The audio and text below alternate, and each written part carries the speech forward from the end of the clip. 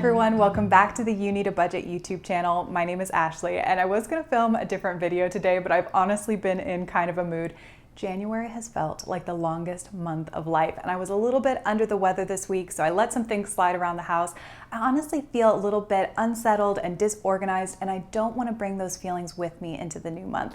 I think if I could do a reset of my mental state and physical space, I'd be so much more prepared to have a successful February. And the best way I know how to do that is to start with a brain dump, get everything out of my mind and onto a piece of paper, from the smallest nagging tasks to big projects that I want to focus on. After that, I definitely need to spend some time cleaning. I have boxes to break down. My fridge desperately needs to be cleared out.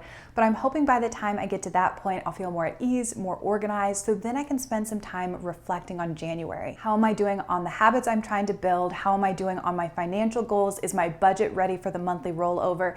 Then I want to spend some time thinking ahead and planning out February. So if you, like me, could use a little bit of a reset right now, I hope that some of this will be helpful, but I'm going to go ahead and I'm going to start out with the brain dump.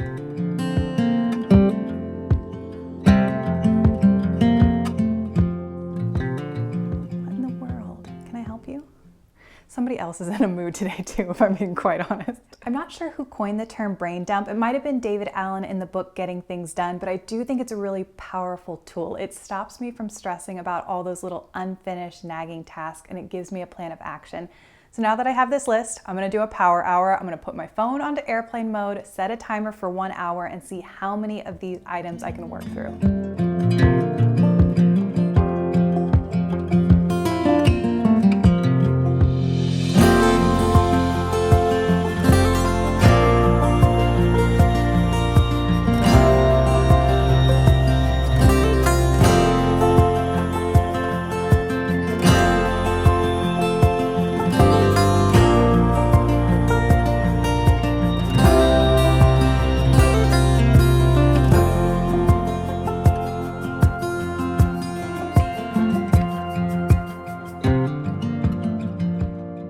It feels great to sit after all that, but the power hour did what I hoped it would do. It gave me some mental clarity and it also gave me a little bit of motivation.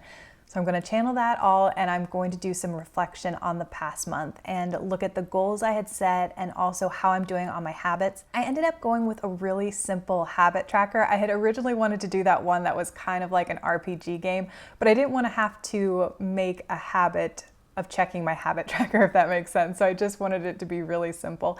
So I have one and I think it was just called Habit in the iTunes store and it's working really well for me. And I like that it gives me percentages because if I miss a day, it's not like I start all over again. It's showing me which habits I should put a little bit more focus on and maybe figure out ways I can make those habits a little bit more appealing or a little bit easier to do every single day. Now I'm going to look back and see how I did for my goals in January and take some time to create some new ones. Since I have my computer open, I'm going to spend some time in my budget and make sure that everything is ready for the new month. And if January was your first time creating a YNAB budget, Ben has a fantastic video on our channel where he walks you through everything you need to know about the monthly rollover in YNAB. The first thing I like to do is make sure that everything is reconciled so that my budget matches my bank accounts and my credit cards. Then I'll go through, fix anything, any overspending if necessary. If I have any leftover funds, which very surprisingly has happened in groceries this month, which is nothing fancy I did on my part, it's just because Jeremy's still gone. So I have a choice. I can leave the funds and let them roll over into next month, or I can repurpose them. And I think I'm actually going to take them and put them into our vacation fund, which is really exciting. Next, I'm going to look at our goals and make sure that those are still our priorities. Last year, we had saved for a really long time to replace the railings in the house so that the railings would match our floors. When we finally got really close, we ended up deciding that we needed a new mattress. Our mattress was really old, kind of like gross old, so I think it was necessary. But now I would like to start saving for the railings again, so I'm gonna add that goal in. The last thing I'm gonna do before I close out my budget is actually pull out my planner and look into the month ahead and see what's going on. For me, I have 5 family birthdays in February, so I'm definitely gonna have to budget some extra money in my gift category and start thinking ahead about what I'm gonna get everybody. Also, if you're budgeting with a partner, the monthly reset is a great time to schedule budgeting dates, and with next month being the month of love, it could be like an extra romantic budget date. And after that mini planning session, I'm officially done with my monthly reset, and I feel a million times better than how I felt when I started this video. So I think I'm gonna treat myself with an afternoon coffee, and then this evening I'm just gonna relax so that I can go into the new month feeling really refreshed and focused. I hope this video, if you were feeling a little bit off too, was helpful, but thank you so much for watching, and I'll talk to you again very soon.